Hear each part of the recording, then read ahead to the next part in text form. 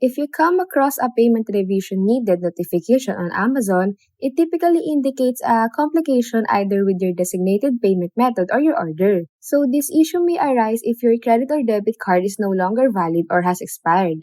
So to address this, first things first, access your Amazon account by logging in.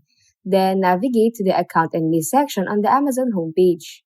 Now, from the menu that appears, click on Your Payments option to access the hub where you can see and control your different payment methods.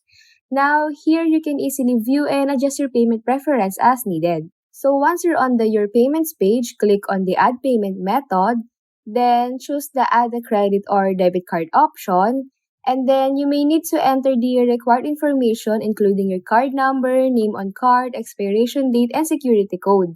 And you need to make sure that all the details that you input are correct and current to avoid any potential issues. Now, after successfully adding your payment method, attempt the transaction again to see if the payment revision needed problem is resolved. And that's it. By following these simple steps to update your payment information, you should be able to resolve the issue and proceed with your Amazon transaction smoothly.